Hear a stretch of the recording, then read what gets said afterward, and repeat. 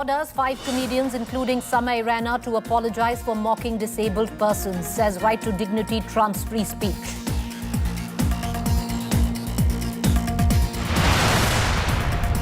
Astronaut Shubhanshu Shukla gets hero's welcome in Lucknow, meets UP Chief Minister. Yogi announces state will launch a scholarship in Shipsnake.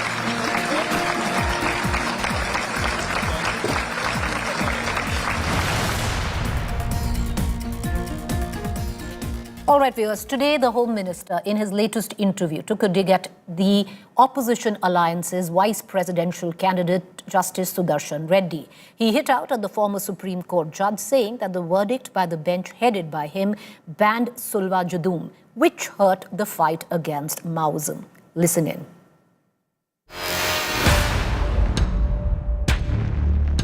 The race for the vice president polls is heating up. Home Minister Amit Shah has launched a sharp attack on the opposition's candidate, Justice Sudarshan Reddy. Shah targeted the former Supreme Court judge over the 2011 verdict that outlawed Salwa Judum, a citizens' group armed by the Chhattisgarh government to take on Maoists. The bench that delivered the verdict included Sudarshan Reddy. Supreme court का record है, सलवा जुडम को इन्होंने खारिज कर दिया। आदिवासियों का आत्मरक्षा का जो अधिकार था उसको उन्होंने समाप्त कर दिया। इसके कारण इस देश में नक्सलवाद 2 दशक ज्यादा चला है। उस वक्त नक्सलवाद अंतिम सांसें गिन रहा था। According to Shah, banning Salwa Judum set back the fight against Maoists by many years. He claimed that Maoist terror could have been resolved by 2020 if not for this judgment. Salwa Judum was a group of civilians formed in 2005 in Chhattisgarh to counter the Naxalite insurgency. It was initially presented as a local resistance movement, operating as an auxiliary force alongside the state police. The group consisted mainly of tribal youths recruited as special police officers. They were armed and trained with support from the Chhattisgarh government. Later, there were allegations that civilians were being illegally armed and they were responsible for human rights violations. In 2001, the two-judge bench of Justice Sudarshan Reddy and Justice S.S. Nijjar, in its verdict on a PIL, held that Salwa Judum was illegal and unconstitutional. The court ordered the disbanding of Salwa Judum. The use of tribal youth as special police officers in anti-Naxal operations was banned. The court also directed the withdrawal of all arms and ammunition from these SPOs.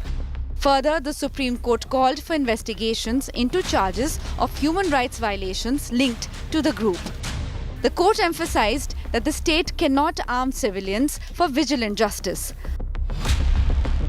Opposition's vice president candidate Sudarshan Reddy played down Amit Shah's charge. हम ये judgement को disturb नहीं करेंगे, पर उससे आगे भी हम कुछ नहीं करेंगे। तो उसको बंद कर दीजिए, तो पूरे के पूरे नक्सलवादी हो गए। और ये सुप्रीम कोर्ट जजमेंट नक्सलवादी क्या होता मुझे समझ में। एक नैरेटिव बिल्ड कर रहे हैं और उनका हक है नैरेटिव बिल्ड करने का। Meanwhile, 18 former judges of the Supreme Court and High Courts have issued a statement describing Shah's remarks as unfortunate. The former judges said the 2011 verdict nowhere supports, either expressly or by implication, Naxalism or its ideology. Their statement added that prejudicial misinterpretation of a judgment of the Supreme Court by a high political functionary is likely to have a chilling effect on the judges of the Supreme Court and shake the independence of the judiciary. The letter ends by saying that it would be wise to refrain from name-calling during the VP election campaign. While the Vice President election is expected to be a symbolic one, as the NDA has adequate numbers on its side, the campaign has taken a new turn with the Home Minister's accusations. With Piyush Mishra, Bureau Report, India Today. All right, Via, so the questions that we are posing before we go into our debate this evening: criticism of Justice Reddy, justified or warranted or unwarranted? Fear of chilling effect on judges exaggerated? Is such criticism part and parcel of politics? Because if now there is a former judge stepping into the realms of politics, because even the vice presidential election isn't devoid of that, is this part and parcel of it all? Let's take all these questions to our panelists this evening. Joining me, Mr. Hitesh Jain, member, 23rd Law Commission of India; Sanjay Hegde, senior advocate and Supreme Court. I want to immediately cut across first to Mr. Hitesh Jain. Mr. Hitesh Jain, the fact is today there are many former Supreme Court judges who've signed a copy which clearly seems to suggest that, and I'll just quote the text which has been signed by many former Supreme Court judges. The statement of the Union Minister, Mr. Amit Shah, publicly misinterpreting the judgment of the Supreme Court in the Salwa Judum case is unfortunate. The judgment nowhere supported or expressed support for Naxalism or its ideology. While the campaign of the office of the Vice President of India may be ideological, it can be conducted civilly and with dignity. Criticizing the so-called ideology of either candidates should be eschewed. Prejudicial misinterpretation of a judgment of the Supreme Court by a high political functionary is likely to have a chilling effect. Hitesh Jain. These are very strong words worded by nobody else but by former judges of the top court of the country, the Supreme Court. Well, I am not surprised by the statement issued by the former judges, because they have been a part of many of the statements that have come in last 5 years. Unfortunately, what is worrisome is that when they speak about judicial independence, chilling effects, judicial independence is not weakened by any political debate. It is weakened when the former judges of the court, they are behaving as a political activist. Well, if you will look at the statement of Justice Reddy also, I'm glad he said that, they are trying to, Mr. Amit Shah is trying to build the narrative, so be it, and I'm ready to face. But unfortunately, these judges, the former judges have, I think, taken too far. This is a political campaign. There is an election. And once you are contesting the election, you must have broad shoulders and you should be ready to face the criticism. Secondly, as far as the judgment is concerned, this is not the first judgment which has been criticized. The same activists have criticized the judgments of the Supreme Court, whether it is Ram Mandir or whether it is 370, they have criticized in the past. So does that mean to say that when you are criticizing the judgment of the Supreme Court, or when the judge is sitting on the bench and you are criticizing the judgment, it will have a chilling effect? But Mr. Judge, criticizing a judgment is one thing. Would you reckon criticizing a judgment is one thing, or attacking a judge for a particular ideology or a perceived ideology is another? Well, I don't think there was any attack on the judge personally. It was attack on the Salwa Judum. And there a statement of Home Minister was very clear that had that judgment would not have been there, Naxalism was on its last legs, and there would not have been any Naxalism. Okay. And according to me, and one more thing, Preeti, he is now a political candidate. He is no longer a sitting judge. Okay. And once you have entered, and I want to make one more thing. I want to remind these judges, the same lot of people who have written the letter, where were they when Justice Gogai's judgment were criticized when he became a Rajya Sabha MP? Where were they when Justice Abhijit Gangopadhyay became the judgment of when he became the MP elected by the citizens of West Bengal? They were ready to criticize, oh, you were passing the judgment that was facing the judgment, government and all. Is that not, is that not an hypocrisy? Idea is that I can understand if fairly you are making a criticism. And by that logic, the logic they are giving is that you should not criticize the judgments of the court. It will have a chilling effect. By that logic, if a person is sitting on the bench, then so long as the judge is on the bench, one should not criticize the judgment. It will have the chilling effect. So someone should say, are we not for a free speech, fair criticism? What about that? Okay, what I'm going to do is I'm going to circle back to you. And the question that I will ask you is, in your legal opinion, because if you look at the finer points of the judgment way back in 2011, on what was challenged was the legality of Salwa Judum and what the judgment was. But before that, I want to bring in Sanjay Hegde, Senior Advocate, Supreme Court. Sanjay Hegde, if it gets too hot in the kitchen, you should leave. The fact is, ultimately, this comes in the realms of politics. He's a candidate of the opposition parties, and it's par for the course. Well, the point is that when you get into politics, you can expect criticism of various things. But politics also doesn't give you a license to say anything. The normal law is that you can attack a judgment, but you cannot attack the judge personally. Here, the attack on the judgment is that the judgment promotes Naxalism, that we would have got rid of the Naxals but for this judgment. That is crossing a line. Now, the other thing I heard Mr. Jain say was that, look, he's no more a judge, he's a politician.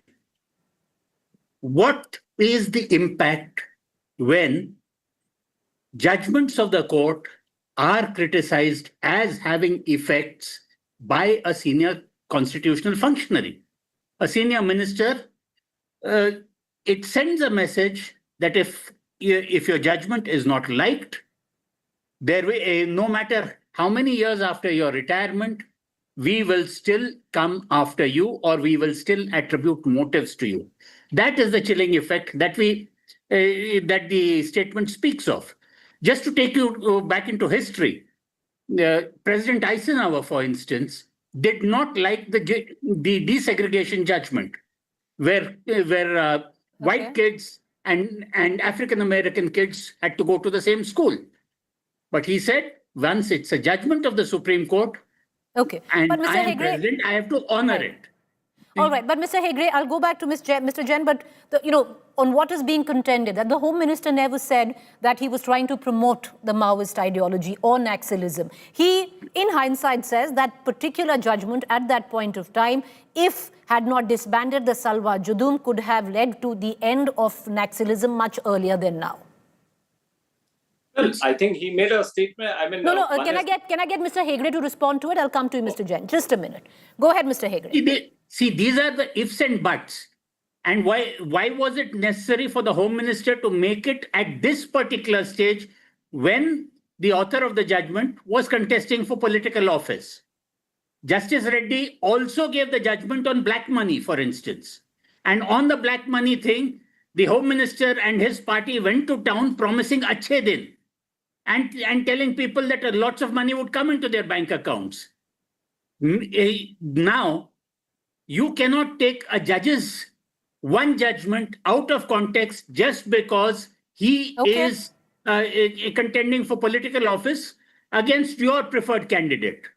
Okay, I want to bring in Mr. Jain into this conversation, because if you're going to hark back to history if one is going to read that the Home Minister tried to misconstrue something, in effect, to say that Justice Reddy somewhere down the line weakened India's fight against Naxalism.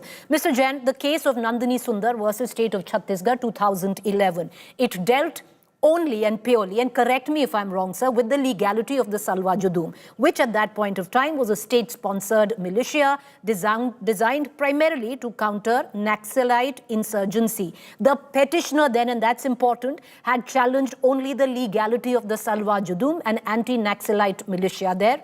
It was alleged that the militia engaged in unlawful activities such as forced displacement, torture, and killings, and the movement violated fundamental rights under the Indian Constitution. The Supreme Court bench, it wasn't Justice Reddy alone, had ruled declaring Salwa Judum unconstitutional, reaffirming that the state cannot sanction extrajudicial violence and must respect the rule of law. When you look at that ruling, Mr. Jain, as an astute lawyer like yourself, would you reckon that this was actually a good ruling in that time?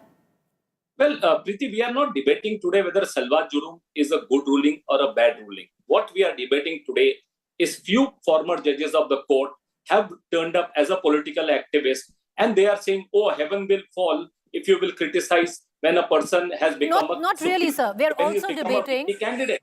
No, fair point. Mr. Jain, we are also... You cannot criticize the judge because Mr. Jain, merely because he's a candidate, because it will have a chilling effect. Fair Today, point, it is sir. that Fair point, sir. taking That's one candidate. part of the debate. According to That's me, one they part should, of the this is a debate very which we addressed. See, in my view, Mr. Jain, this that's is a one part of the selective debate which we addressed earlier on. There is also a part which clearly, in hindsight, views, and this, I'm not making anything up, because it just views that the judgment Fair by enough. Justice So, Reddy Preeti, at the my time view is that, led to in my respectful opinion, that was a bad judgment, because it was a Salwa Judum is a policy, and the Supreme Court, and there is a lot of debate over there as to whether the court should interfere in the matters of policy. So that is my view on that. I don't consider this judgment is a correct judgment, and I agree with Mr. Shah that at that time it was a thought after policy, and the court should be very careful when they are entering into the domain of the policy. Yes, they have a right to decide, they can state the law, but to interfere in the policy, it's like same thing tomorrow.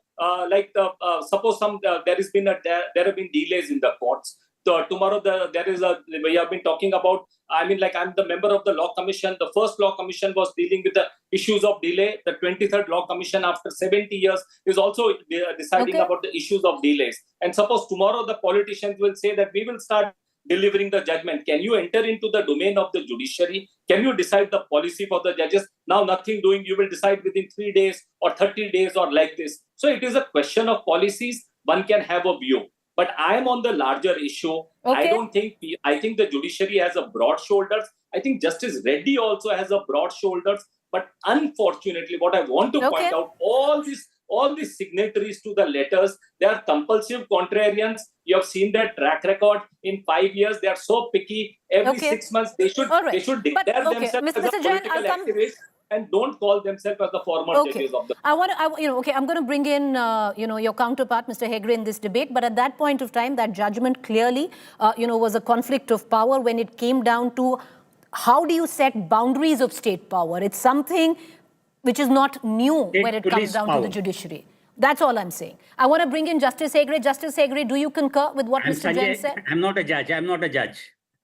Mr. Hegre, go ahead. See, what did the judgment hold? The judgment said you can't create any Tom, Dick and Harry into a police officer authorized to do police functions, which includes violence on behalf of the state. What was the Salwa Judum? The Salwa Judum was a set of people who were entirely outside the purview of law, as it were. They were not appointed regularly, and they were given a blank check. You can't have a vigilante organization doing your police functions. Tomorrow, say some random Sena or some random Dal starts policing maybe interfaith marriages, for instance. Can you have that? But this wasn't. No. But Mr. Hegre, this wasn't a random Sena. This was clearly the Chhattisgarh government supported this. Supporting a Sena, a Salwa Judum was a private organization which was given special tribals, yes, the local tribals, yes. Yes. So that was why the court struck it down. It is not as a matter of policy. It is as a matter of constitutional law that it was struck down. Now, nobody ever debated Salwa Judum rightness, wrongness. 16 other judges have weighed in on that and have said that we are not going to change the judgment. They, as recently as, are you ascribing motives to the entire 16 judges just because one of them happens to now be candidate? Okay, I'm going to leave it at that. Right. I appreciate it. Simple message. Respect judgments. And do not disrespect individual judges for your political motives. All right, I'm going to just let it rest. I appreciate you heard both sides of that story. We're going to just leave it at that. But not just that, because you heard what the Home Minister said very clearly. Now hear what Revanth Reddy says, who is the Chief Minister of Telangana, in an exclusive interview to India Today, spoke out on Home Minister Amit Shah's attack on the opposition vice presidential candidate. He also made his stand clear on the Modi government's bill to sack ministers who spend 30 straight days in jail. Here's the exclusive interview.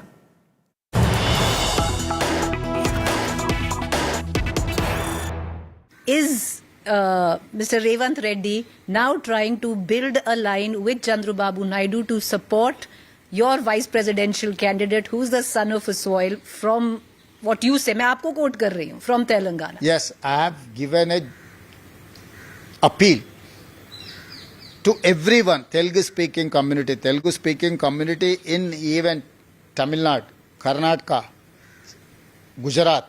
Some of the MPs are there from Telugu speaking language, MPs are from different places.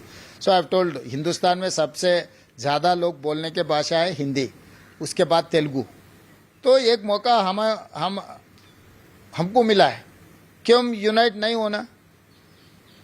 इसीलिए मैं appeal की है नायडू जी से, पवन कल्याण जी से, YS Jaganmohan Reddy ji से, चंद्रशेखर राव जो मेरा political opponent है उनको, और एमआईएम को, सबको अपील किया भाई एक बार अपने भाई को, अपने धरती पुत्र को एक मौका मिला, हम लोग सब इकट्ठा होकर यूनिटी दिखाना है, तो सब इकट्ठा होकर वोट डालो. मैं जिम्मेदारी याद दिलाए, मैं इंटरनल पॉलिटिक्स मैं नहीं कर रहा हूँ, इंटरनल अप्रोच और अदरवाइज बैकडोर पॉलिटिक्स मैं नहीं कर रहा हूँ. मैं ओपन अपील की.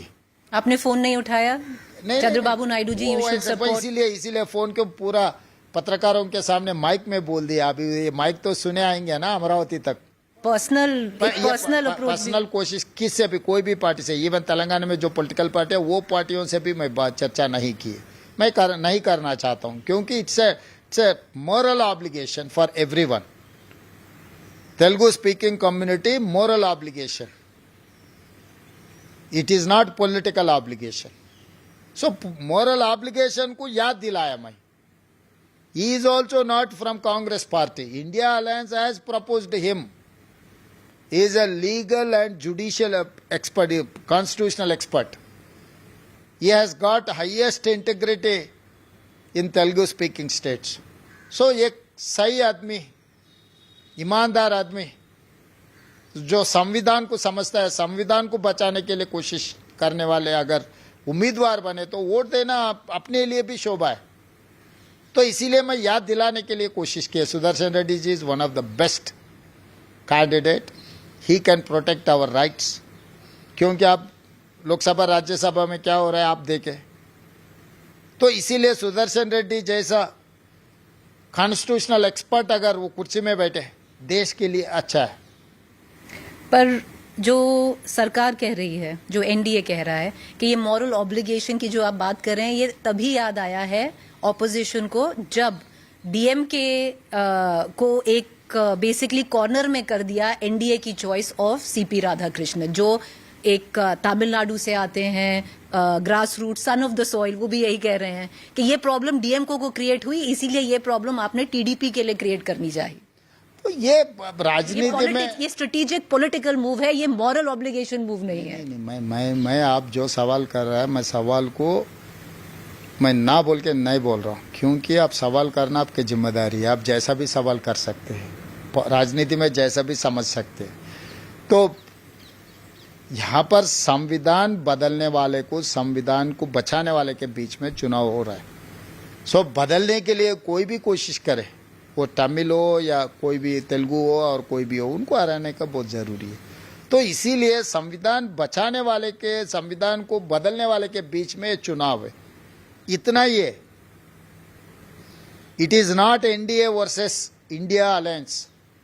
It is an fight between संविधान को बदलने वाले, संविधान को बचाने वाले के बीच में चुनाव हो रहा है. तो संविधान बचाने वाले सब इधर आना है, संविधान को बदलने वाले सब उधर जाना है. आज कल के दिन कौन कौन अगर वोट देने वाले सीपी राधाकृष्णन जी को, मैं उनको भी अच्छे तरीके से जानता हूं, क्योंकि मेरे गवर्नर थे, आरएसएस में भी थे. वो बात अलग है. Recent latest one is he was our governor.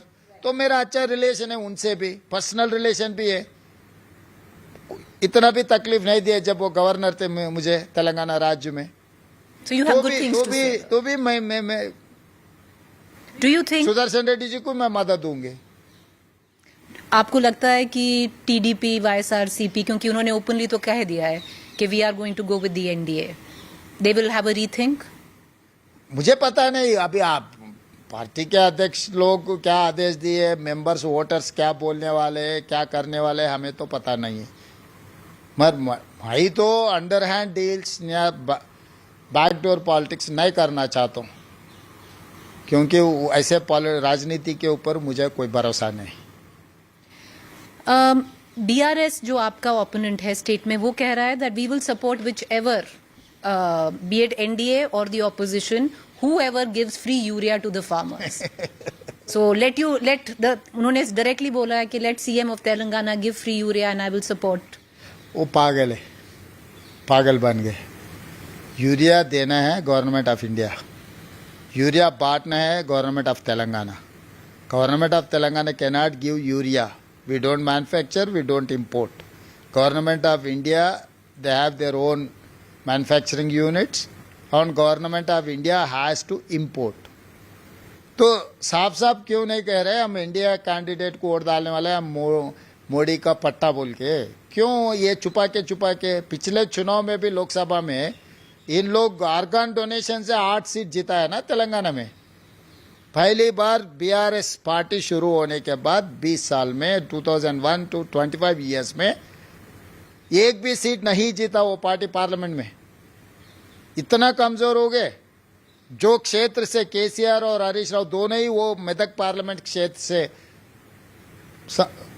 MLA से, वो सीट भी बीजेपी ने जीत लिए। हरीश राव जो हर बार उन 60-70 1 लाख वोट से जीतते थे उनके असेंबली क्षेत्र से, इस बार बीजेपी को मेजॉरिटी आएगा वो असेंबली में। So basically आप कह रहे हैं that BRS is going to support the NDA, ये आई वॉश है, बहाना ढूंढ रहे बस। They're looking for an excuse. ऐसी सीएम साहब, एक बहुत बड़ा सवाल है जो आज जो गृह मंत्री हैं, होम मिनिस्टर अमित शाह जी ने भी उठाया, पहले रैली में भी उठाया था, कि जो वाइस प्रेसिडेंशियल कैंडिडेट है ऑपोजिशन का, जस्टिस रेड्डी के लिए उन्होंने बोला है उनकी वजह से और उनके एक ऑर्डर की वजह से, जो उन्होंने सलवा जुदुम को डिसबैंड कर दिया था अपने एक ऑर्डर की वजह से, आज नक्सलिज्म अभी तक जिंदा है। इतना ज्यादा टाइम नहीं लेता, तभी खत्म हो जाता अगर उनका ऑर्डर सही था। तो मतलब उनको गिल्टी करार कराते हैं कि उस एक ऑर्डर से नक्सलिज्म नहीं खत्म हो सका। तो वही अमित शाह जी और बीजेपी का सोचदार यही है, जो उनके आइडियोलॉजी को अगर नहीं माने उनको गोली मार दो, इस देश से दफन कर दो। ये उन लोगों का आइडियोलॉजी है। जस्टिस सुदर्शन रेड्डी अकेले नहीं है वो बेंच पे, इतने सारे सुप्रीम कोर्ट जजेस बैठकर एक जजमेंट दिए। तो आप जजमेंट को पोस्टमार्टम कुछ भी करो, मगर जज के खिलाफ आप एलिगेशन नहीं कर सकते, विच इज अनकॉन्स्टिट्यूशनल। मगर गृह मंत्री होकर ऐसे इल्जाम किसी के ऊपर लगाना उनके लिए शोभा नहीं है। क्योंकि अमित शाह जी, आप गृह मंत्री है इस देश का, इस देश लॉ एंड ऑर्डर बचाने वाले आप है। लॉ एंड ऑर्डर को आप वायलेट करने के लिए आप नहीं है। लेफ्ट आइडियोलॉजी या रेडिकल आइडियोलॉजी या नक्सलवादी की आइडियोलॉजी, जब तक लॉ एंड ऑर्डर प्रॉब्लम नहीं होगे आप कुछ नहीं कर सकते, कुछ करना भी नहीं। चर्चा करो उन लोगों से। जब आतंकवादियों से आप चर्चा कर रहे हैं, जब पाकिस्तान से युद्ध आए तो आप किसी ने कहे तो युद्ध छोड़ दे रहा है, पाकिस्तान घुसकर गोली मारे तो उन पाकिस्तान लोगों को आप माफ कर दिए। मगर यहां पर अपना ही भाई है। नक्सलाइट कौन है? Central committee members 21 of PWG, out of 21, 18 from Telangana, Telugu speaking. उनके परिवार भी हमारा ही परिवार है, हमारा ही भाई है। मगर वो लोग कुछ आइडियोलॉजी मान रहे, कुछ तरीका से अब वो लोग डिसीजंस ले रहे। उनको समझाओ, सरेंडर करवा दो। वो तो कह रहे हैं उन्होंने खत्म कर दिया है अपना, अब गृह मंत्री ने। अभी देखो, दैट इज हिज परसेप्शन। ये कभी भी ये सोचधारा खत्म नहीं होने वाले, क्योंकि जब तक गरीब रहेंगे, जब तक ये ऐसा प्रेशर पॉलिटिक्स में कुछ करने के लिए कोशिश किए तो कभी अग्रेसिव रहेंगे, कभी सबमिसिव रहेंगे। मगर ये हिंदुस्तान से एराडिकेट करना इतना आसान नहीं है। दिस इज नॉट कोविड और this is not any other virus, this is an ideology. But CM साहब, इसमें जो सरकार है कह सकती है कि आप डिफेंड कर रहे हैं माओइज्म को। हम लोग डिफेंड नहीं कर रहे हैं सोच को, माओवादी सोच को वो डिफेंड सोच को भी आप अंडरस्टैंड करो। इसीलिए इंदिरा जी ने एग्रीकल्चर सीलिंग एक्ट ला ली।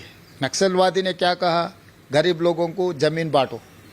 जमीन बांटने के लिए हम कानून बनाए, एग्रीकल्चर सीलिंग एक्ट लाए, 1000 एकड़ के जमीन जमींदार जागीरदार के कुछ परिवारों के हाथ में रहा तो पूरा कांग्रेस पार्टी ने खींच ले, बांट दिए। हम लोग पोड़ भूमि 2006 फॉरेस्ट राइट एक्ट ले आकर लागू कर आदिवासियों को हम जमीन बांट दिए। तो जो नक्सलवादियों का आइडियोलॉजी, कोर आइडियोलॉजी को कांग्रेस पार्टी ने एड्रेस किए, इसीलिए नक्सलवादियों का चर्चा कम हो गई। गरीब को घर देना, गरीब को वेलफेयर देना। Basically, you're saying the ideology is not going anywhere. अब थोड़ा नीचे हो सकता है. कभी It can कभी go underground, up and but down it is there, but you cannot eradicate. That is what I am telling you. That is what my statement. It is not COVID or it is not any other virus. If you are going to give some injection, it is going to clear everything, which is not correct. CM साहब, आपने बात की, you spoke of constitutionality and constitution. हाल ही में, on the last 2 days, there was a lot of chaos in Parliament where the government tabled the 130th constitutional amendment bill. उस bill के तहत, if a CM, if a minister, Prime Minister is also in the ambit. Agar if you are, arrested for over 30 days for a crime which requires 5 years of prison, you will automatically have to step down. कि आपको कुर्सी छोड़नी पड़ेगी 30 दिन के बाद. Preeti ji, can I quote one issue? Amit Shah ji जब गुजरात राज्य में मंत्री थे, कुछ इल्जाम पे वो अरेस्ट हुआ था, बहुत सारे दिन जेल में थे। वो तो कह रहे थे मैंने खुद छोड़ी कुर्सी। कुर्सी छोड़ने का सवाल नहीं है, बाद में वो केस सुप्रीम कोर्ट ने काट दिए। वो कह रहे थे फॉल्स एलिगेशन। जब अमित शाह जी को अरेस्ट हुए, सुप्रीम कोर्ट केस काटने के बाद, मैं इनोसेंट हूं, मैं इनोसेंट जेल को गया। उनका ही खुद का तजुर्बा है। ऐसे ही इनोसेंट मिनिस्टर्स को, चीफ मिनिस्टर को किसी फॉल्स केस में फंसा दे के 30 दिन अगर जेल में रखे तो उसके बाद वो कुर्सी छोड़ने के बाद क्या होने वाला है? आप ये छोड़ो। दूसरी बात, इतने राज्यों में, बीजेपी राज्यों में करप्शन के कितने लोग हैं, कितने ईडी रेड पड़े? विपक्ष के राज्यों में कितने ईडी इनकम टैक्स रेट्स पड़ रहा है? तो पॉलिटिकल स्कोर सेटलमेंट करने के लिए कानून पढ़ने में अच्छे दिखेगा, मगर कानून को जो इस्तेमाल करने वाले, कानून को जो लागू करने वाले के हिसाब से कानून रहेंगे। तो ये कानून पॉलिटिकल स्कोर सेटलमेंट, विपक्ष के नेता को 30 दिन जेल में रखना कोई आसान, स्मॉल इशू में भी आप 30 दिन जेल में रख सकते। पीएमएलए में 30 दिन तक तो आपको बेल ही नहीं मिलेगी। तो इसीलिए not only PMLA, other small issues also, पेटी इश्यूज आल्सो, लोकल केसेस में भी कभी कभी ऐसा हो जा रहा है कि 6-6 महीने तक को कुछ बेल ही नहीं मिल रहा है। पीएमएलए, ईडी, ये मनी लॉन्ड्रिंग का तो बड़े बड़े केसेस है, पर ऐसे चीजों में।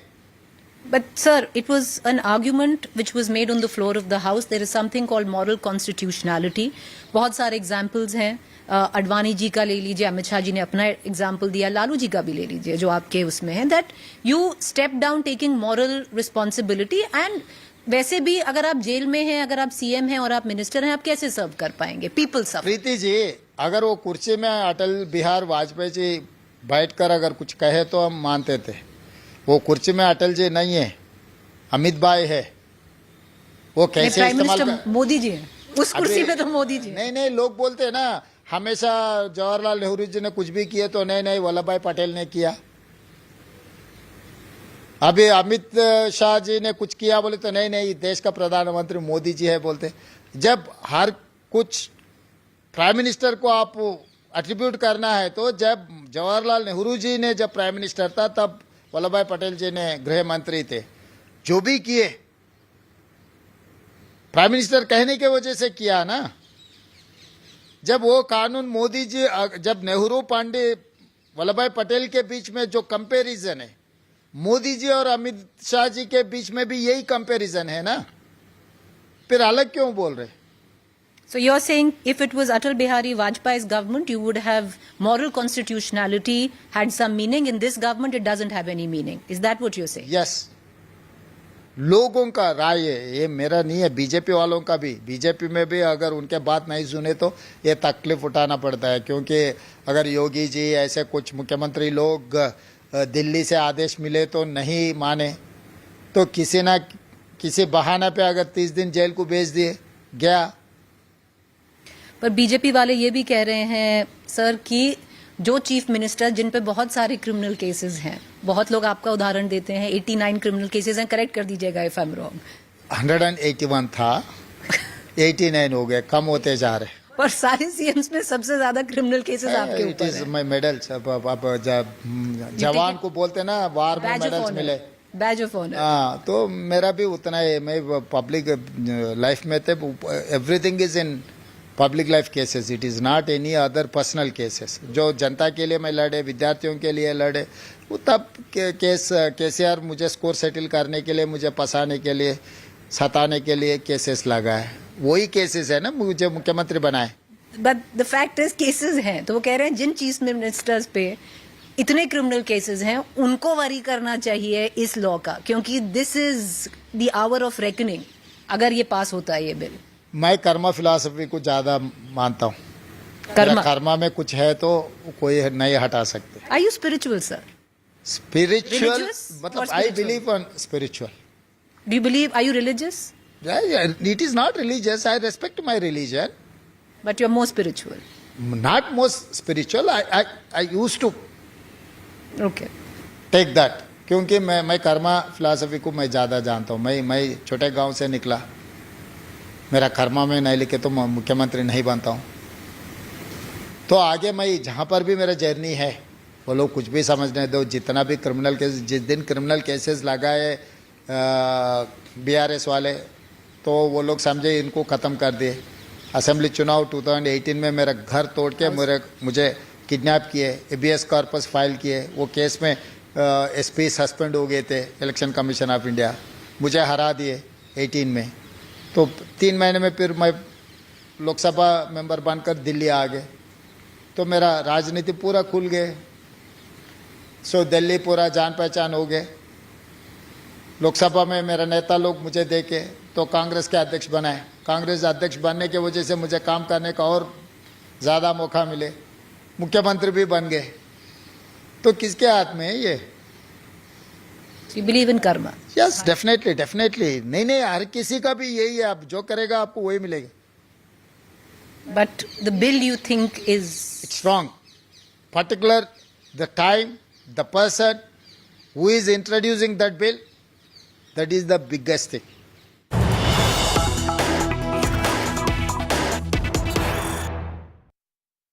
All right, viewers, do watch that entire interview. It's over an hour long, every issue covered, and you can watch it on my show Unpolitics on this weekend, 9 p.m. Saturday, 8 p.m. Sundays. With that, I want to quickly shift focus to this one particular story, which is highly disturbing.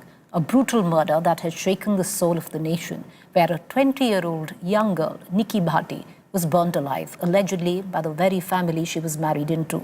This happened in front of her 5-year-old child and her sister. Her only crime, not meeting their never-ending demands for dowries and making reels for Instagram.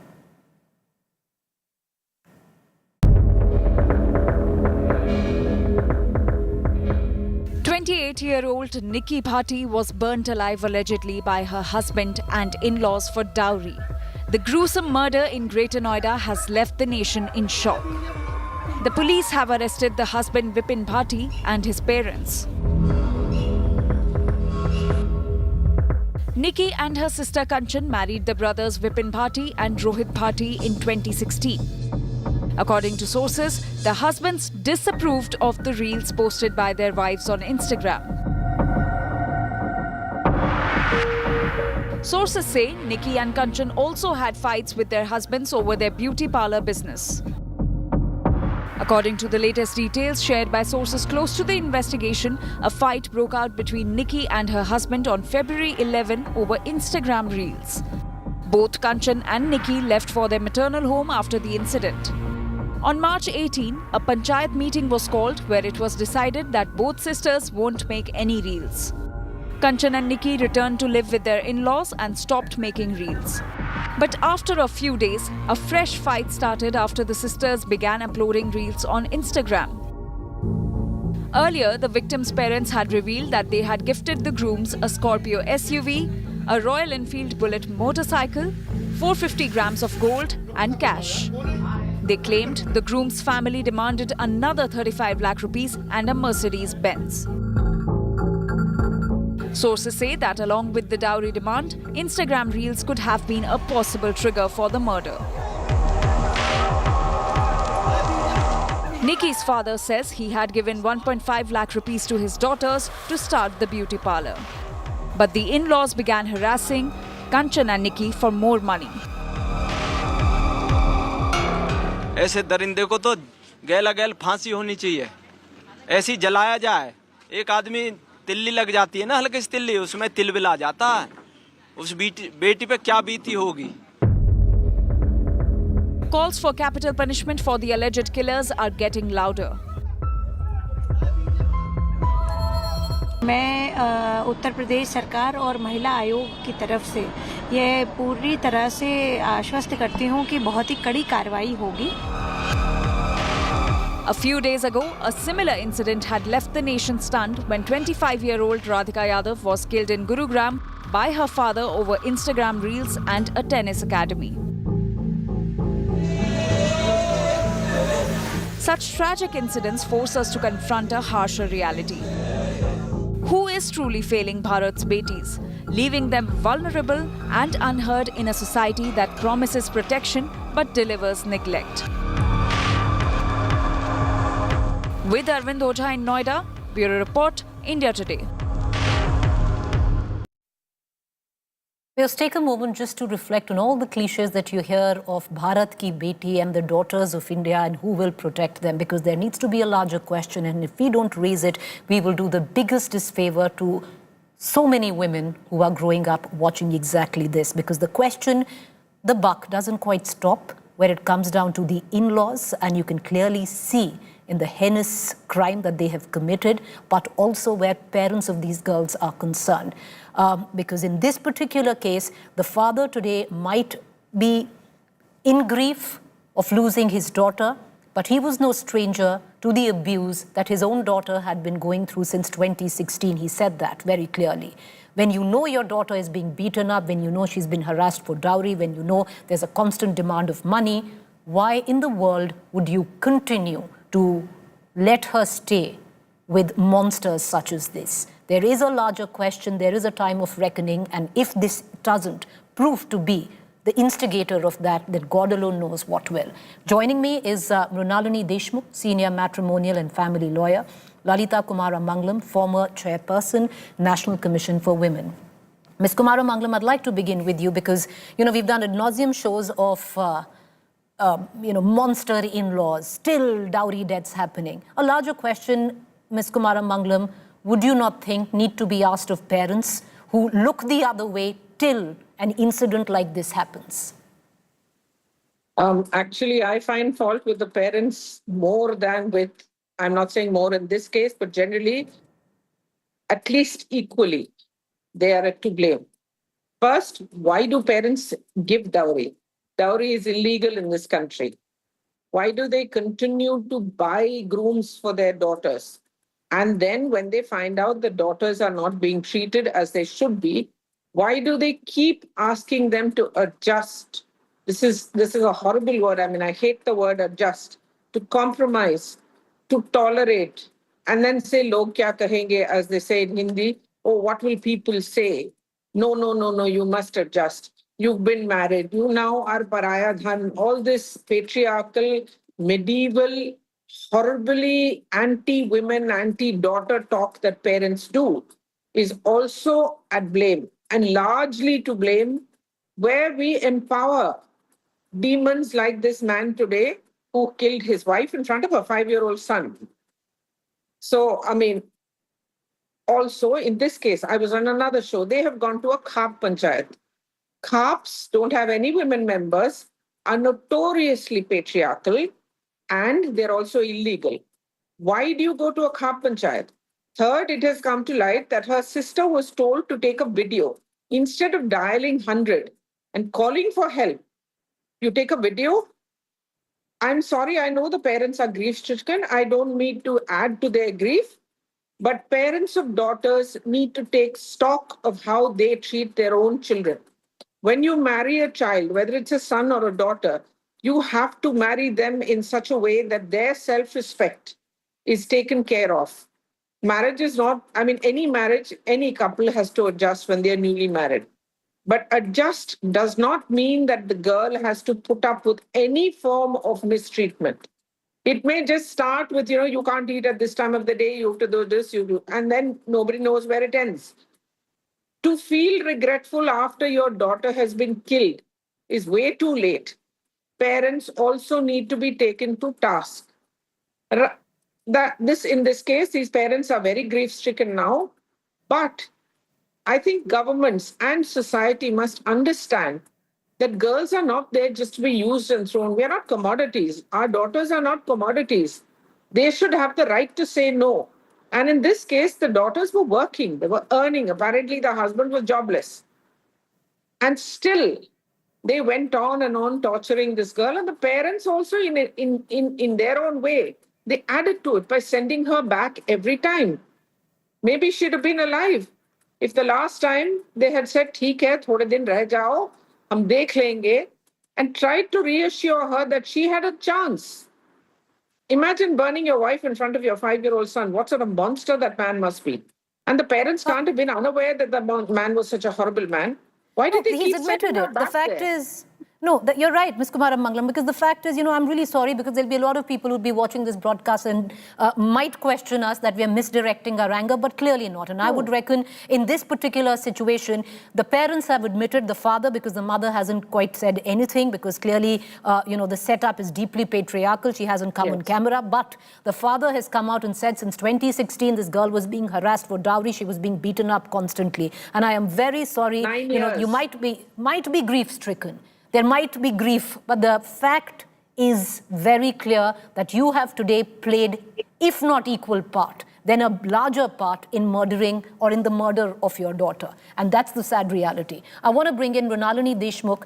Mrinalini Deshmukh, the fact also remains that even though dowry is banned, even though there are laws very strict where dowry is concerned, the onus is always on the in-laws. The fact that dowry cases have come up, there used to be, and I still remember many decades ago, and Ms. Kumara Mangalam could add to it, front page news of cylinder bursts of young brides being burnt because the lack of dowry used to be an everyday affair.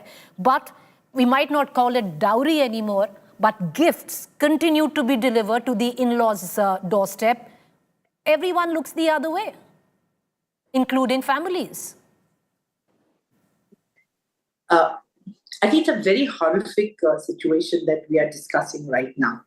It's not only about the dowry system. It's not only about, as Lalitaji absolutely rightly said, that it is about the mindset of the parents who have just literally pushed the girl into the well of fire. And lastly, and more importantly, it is a social evil. But what I'm trying to say as a lawyer, that I have been working on these matters for quite some substantial point of time.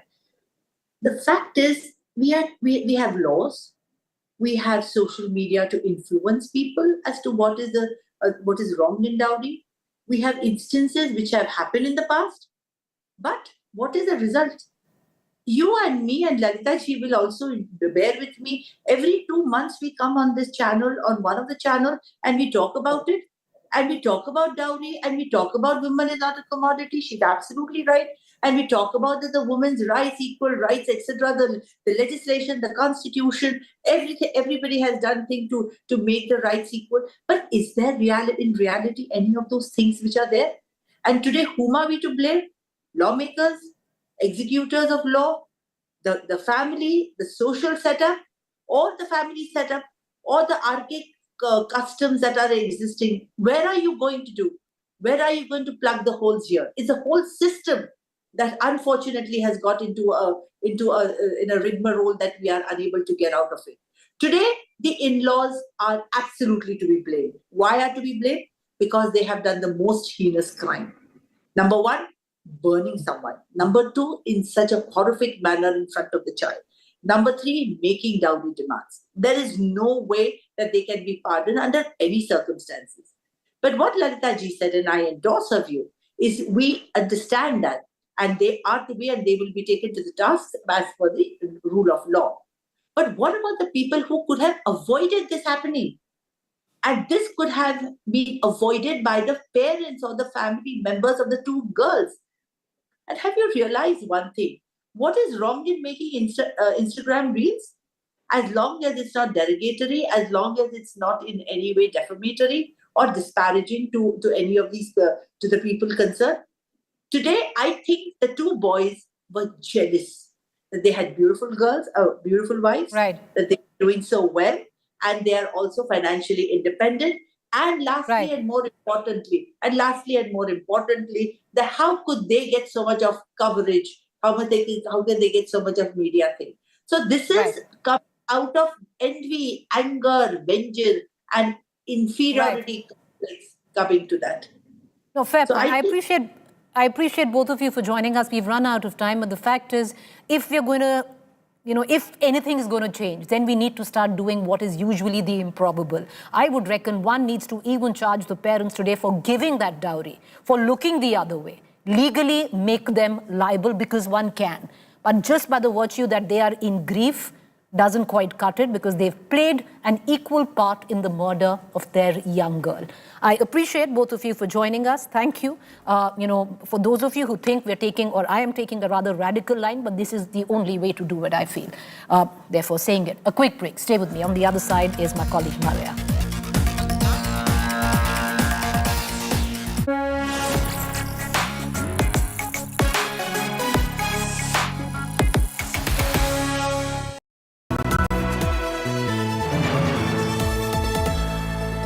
Mangaldeep, दिल से करो बात भगवान के साथ। मंगलदीप धूप cons 2 गुनी खुशबू के साथ दे पूजा का बेहतर अनुभव। How is he always winning?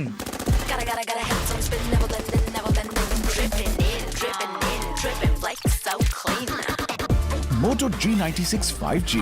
Eyes on you. Hello, Moto.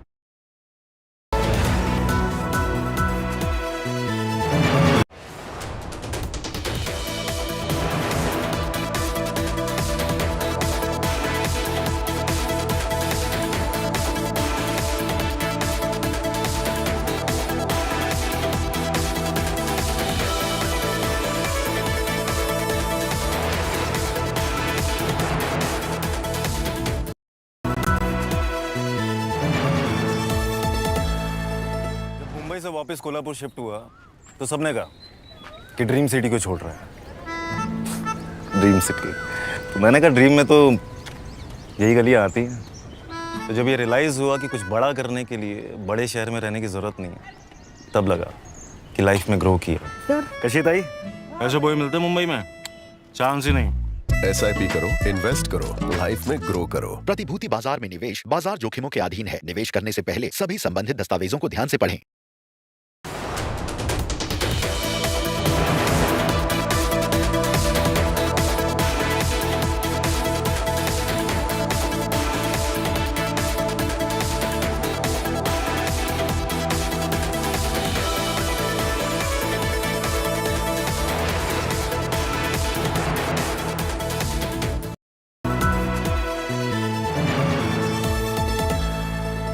Mumbai से वापस कोल्हापुर शिफ्ट हुआ तो सबने कहा कि ड्रीम सिटी को छोड़ रहा है।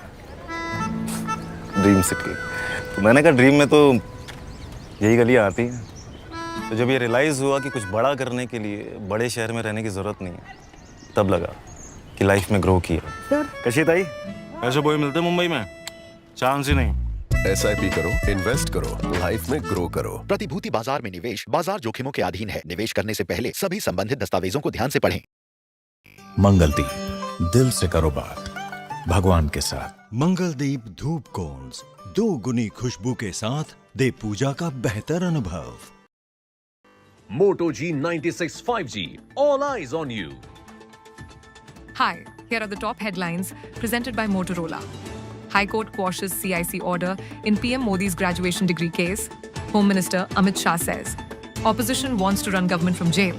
ED arrests TMC MLA Jeevan Saha in teacher recruitment scam.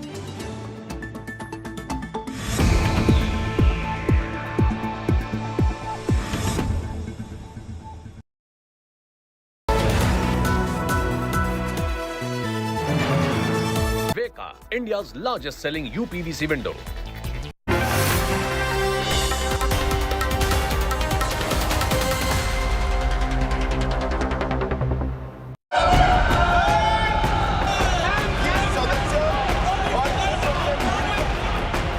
Political firestorm over criminal Netas bill.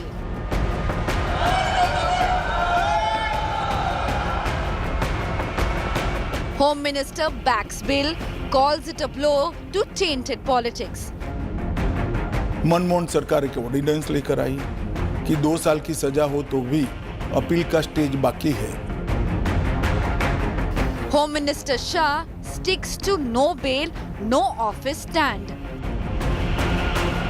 मेरा बहुत स्पष्ट मानना है, मेरी पार्टी का मानना है, देश के प्रधानमंत्री का मानना है कि इस देश में कोई भी मुख्यमंत्री हो, मंत्री हो या प्रधानमंत्री हो, जेल में रहकर सरकार नहीं चला सकती.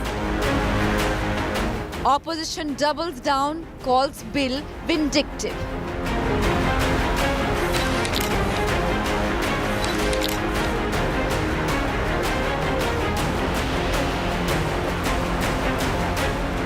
Criminal Netas bill showdown. That is our top focus on News Track. Good evening. This is the News Track with me, Maria Shakil. Our top story. A fresh political flashpoint has erupted over what is being called Criminal Neta Bill. Days after a stormy showdown in the Parliament, Home Minister Amit Shah came out strongly in defense of the proposed law that seeks to disqualify any Prime Minister, Chief Minister or Minister who spends over 30 days in jail on serious criminal charges. Declaring the country cannot be run from prisons, Home Minister Shah hit back at the opposition, pointing out that even the Prime Minister's office is included at the insistence of Prime Minister Modi himself.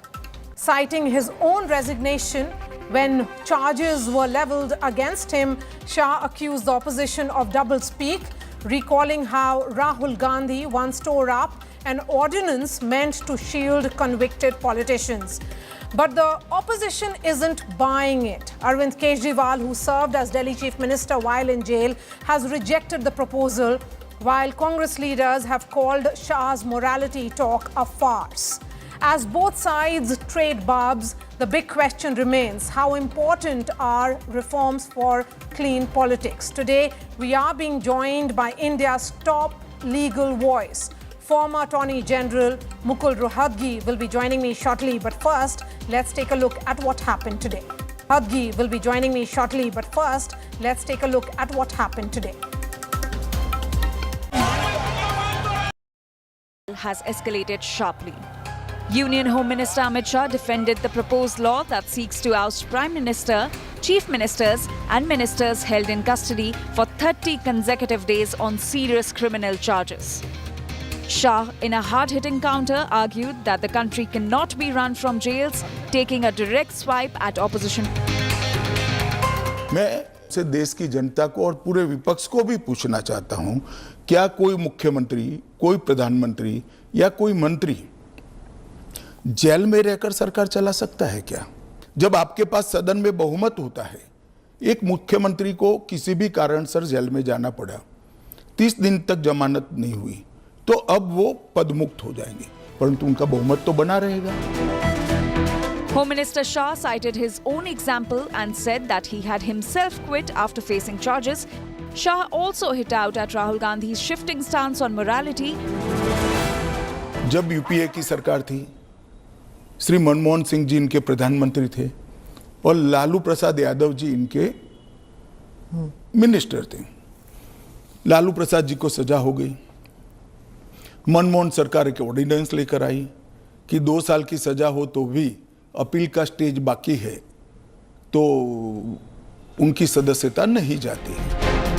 Amit Shah expressed confidence of getting the bill passed in Parliament and said that many opposition leaders will support the bill on moral grounds. But opposition parties are not buying it. Arvind Kejriwal, who spent 160 days in Tihar jail in liquor scam case and still served as Delhi Chief Minister, hit back at Amit Shah. Opposition called Shah's talk of morality a joke. 23 जुलाई को ये इनके खिलाफ गिरफ्तारी का निकला था, ये गायब हो गए, छिप गए, भाग गए। गृह मंत्री एक राज्य का भाग गया, उस राज्य की पुलिस को नहीं मिल रहे थे अमित शाह। फिर जाके इन्होंने इस्तीफा दिया, फिर ये पकड़े गए सीबीआई द्वारा, शिकंजा इन पर जकड़ा, तब पकड़े गए ये। कोई पहले 2 दिन पहले इस्तीफा दिया, झूठ बोल रहे। As the debate continues, the question lingers: will this amendment safeguard governance or become a tool for political vendettas? Bureau Report, India Today. And let me go straight to former Attorney General and Senior Advocate of the Supreme Court, Mukul Rohatgi, who joins us live. Mr. Rohatgi, of course, there's a lot of political debate which is going on with regards to this bill, which is now before the Joint Parliamentary Committee.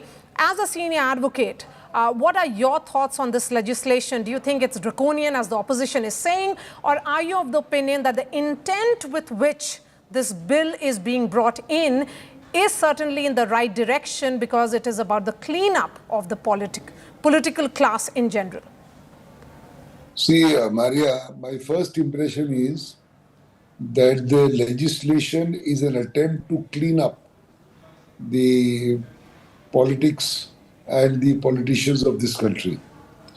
There are large number of cases where politicians are in jail, and we saw in the case of Delhi that files were being signed in a jail or from a jail cell, etc. Now it is obvious that it is inconceivable that a government can be run from jail, that too by an important minister or a chief minister. So the law is welcome, and the law only says that if a person is in custody for 30 days or more, he will lose his ministership. Well, once he gets bail, he may have a right to come back as a minister should the chief minister want him back. So it's really a temporary kind of a situation. It's not a permanent situation like saying that if you are in custody for more than 30 days, you are damned forever and you can never be an MLA or you can never be a minister. That would be draconian. But this is only a temporary kind of a situation of 30 days or 40 days. There is too much halavaloo about it. Okay. And I don't think that, it's like making a mountain out of a molehill. Okay, Mr. Rohatgi, the opposition says that there have been multiple instances of misuse of agencies, the Enforcement Directorate, the CBI. And if you look at this data, which essentially says that there have been 13 instances of sitting ministers being detained by either the ED or the CBI, and most of them have ended up spending 30 days in jail. So this essentially looks at some kind of legislation which is being brought in to politically target opposition because it gives a lot of power to the executive and perhaps create some kind of anarchy in states to topple governments which have been democratically elected by the people. See, Maria, possibility of misuse does not make the law invalid. That is settled legal position. Now, if it is found that in some cases the ruling government is trying to put opposition ministers in jail, etc., well, then you have courts, don't you? You can go to court and the court grants you bail. All opposition ministers or MPs or MLAs have got bail. And if I may dare say, once this 30-day rule is there, it would be legitimate to tell the court concerned, which is hearing a bail petition, that ask the court to decide it at the earliest so that the deadline of 30 days is not crossed. I mean, it would in fact help a detainee in trying to get an early hearing as opposed to, the bail taking a few months or 6 months or 8 months. This would be a weapon in his hand to ask the court to look at it at the earliest so that he does not, suffer the guillotine of 30 days. I think that's the silver lining that one must look at. Of course, the intent here is that the governments should not function out of jail. The administrative functioning should not happen out of jail. But, sir, isn't this legislation a bit too harsh? Because the premise has always been that you are innocent until proven guilty, and detention and conviction are two very different things. Yeah, I agree with you, Maria, but the problem in our country is that a conviction takes 10 years. And the disqualification to stand in an election is also based on a conviction. So the other end of the spectrum is that it will take 10 or 20 years for a conviction, and then you can otherwise keep on, being in active politics. That is also the other extreme.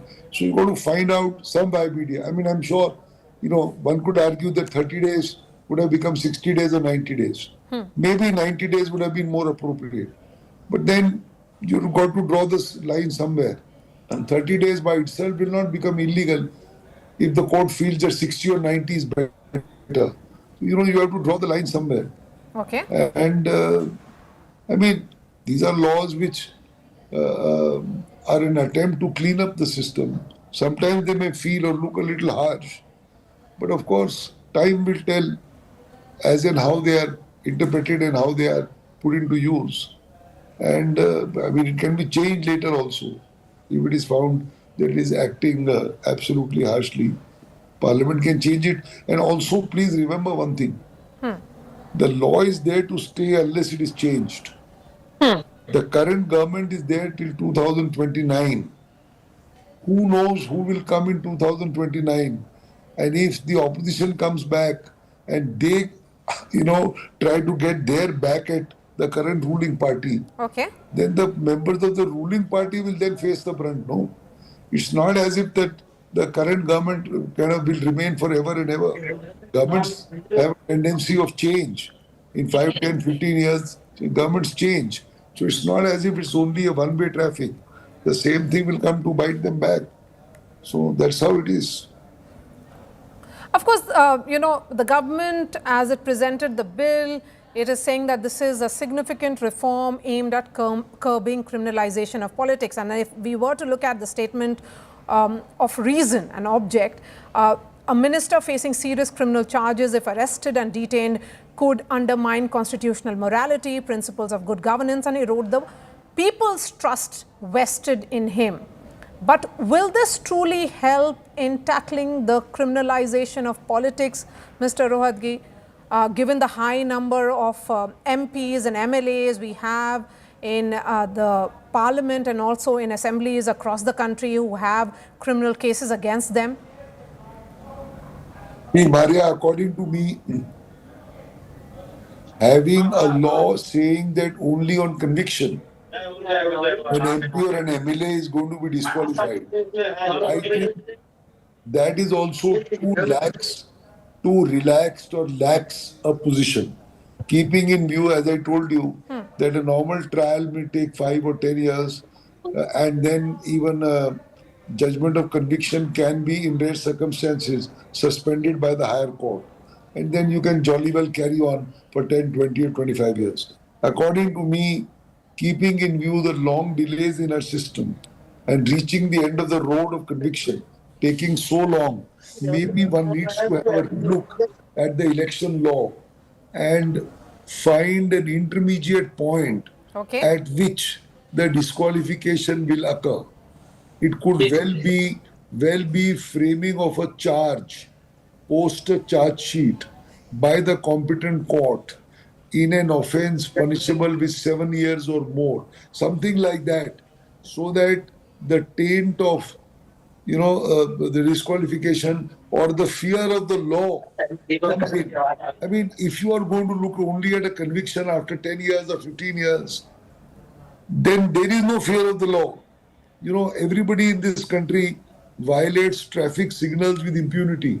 But the same person who travels and goes abroad and drives a car in the US, he will dare not, violate a traffic signal because of harsh and swift penalties. Therefore, you need to have the fear of the law. You need to have a relook at the whole system. Not only this law which is coming. These are all knee-jerk reactions. Look at revamping the entire criminal justice system, where it can't take 10 years for a trial. I think the debate should be more on the larger issues than only looking at this this aspect of the law. Okay, let me sum up this conversation with you, Mr. Rohatgi, with my last question. The opposition is saying that this bill distorts parliamentary democracy. You are of the opinion that there is a need for a larger debate. What are the key aspects, do you think, which should be debated? According to me, the larger debate, as I said, is revamping the criminal justice system. The government has taken one step in that direction by revamping our criminal laws, procedural and substantive, by trying to bring in Indian notions of justice and criminality and crimes, because we were following 150-year-old British notions of criminality. That is a welcome step, but that step has not really, in my humble opinion, addressed the point that the trials take an interminable long period of time. Our courts are clogged. I see it every day. And the real problem is that the prosecuting agency and the investigative agency is one and the same, namely the police. Imagine a police sub-inspector who is investigating a crime, who is also doing police duties, who is also writing a police diary, and he is also looking after the prosecution in the court by going to the prosecution counsel or the lawyer, getting the witnesses and trying to see that they are examined. You can't have 3 or 4 roles into one. In many countries, the roles are separate. So you have to start from that. You must have a separate prosecution agency, specialized, a separate investigative agency, specialized, and a normal police for policing affairs in the city or on the roads. You start with that and then try and tell the court that we are swiftly investigating. I can tell you, Maria, that I am doing cases where investigation is not complete for 10 years, 12 years. Okay. If you can't complete investigation in 10, 12 years, you are going to start framing of a charge after 10 years. God knows how many witnesses are available, how many are alive, how many will remember what happened. So therefore, it's a complete pitfall. You have to start from the beginning, strengthen up, shore up the system, and then only there will be some fear of the law. And then all these laws will fall into place. That's what you have to do. All right, Mr. Mukul Rohatgi, always a pleasure speaking to you, sir. Thank you for speaking to India Today. And joining me now is Dr. Syed Zafar Islam, National Spokesperson of the BJP. Dr. Joy Kumar is representing the Congress. Zafar Islam, the opposition has a number of questions. A number of these parties are also boycotting the JPC. Then what purpose will a JPC really serve? Well, Maria, let me tell you a few things which is very, very important for everyone to understand. The opposition wants that this bill is not needed. Why? Because they feel that somebody can run the government from behind the prison. I think it is not a badge of honor for any politician to run the government from the prison cell. It's a mockery of democracy, and they do not understand that. If a sarpanch can't sign a check, how the earth a prime minister, a chief minister, or for that matter a minister can sign a bill or decide on a policies from the prison cell? When these people say, the opposition leaders, I have heard many people, they said that it's a vendetta politics. They say it's a weapon to silence the opposition. But I feel, or rather I would say that the common man on the street feels that it's a perfect vaccine for clearing criminal and crime from politics. And it's a preventive dose of vaccine. Basically will ensure, Maria, infection of corruption and the disease of impunity from politics. And I think it's important because this law applies to all equally. As the senior advocate Rohtagi ji was saying, that this law is not only for opposition, but it is for the government. It's for all the politician who is sitting on the constitutional chair. So how does it bother the opposition when it is? As Zafar Islam puts it, you also wanted a similar vaccine when Arvind Kejriwal was governing Delhi from Tihar jail. So now this will ensure that a vaccine of this nature will ensure that, nobody governs a state from jail. I mean, something which is absolutely unacceptable. So, Maria, first question is, give me a little more time on this. This is medicine practiced by the Nazi doctor called Dr. Mengele. He cut the limbs of children. He cut the head. So let's not misuse vaccine and all. The BJP is like a Nazi doctor. For the simple, and there are three. I was hearing Mr. Mukul Rohgi, and I'll just give you a perspective. Since to convict a rapist will take you 10 years, so we might as well kill them before they get convicted. That's what his logic was. The judicial system takes time. He's a great lawyer, but I'm just saying, look at this kind of perfidy or nonsense we're peddling out today on this issue. Let's start with political. They brought this to avoid vote chori, and I'll tell you why. It's a constitutional amendment. They're not sincere. First of all, this nonsense about sincerity. You need 2/3 majority. They bought it to divert. That is it. So politically, they brought it to divert for vote chori. They have no intention. If they had intention, Maria, in 2013, why didn't they support the Lokpal bill? The Prime Minister's office was under the Lokpal bill. They will not tell you. They will not tell you. Hemant Biswas Sarma and Ashok Chavan and everybody else, they brought them into party cases where dropped Ajit Pawar. They will not tell you that 171 ED cases in 5 years, 95% opposition. They will not tell you out of 500 opposition leaders who have ED and their central agencies have been misused, 170 have taken ticket and won from the BJP. They will not tell you.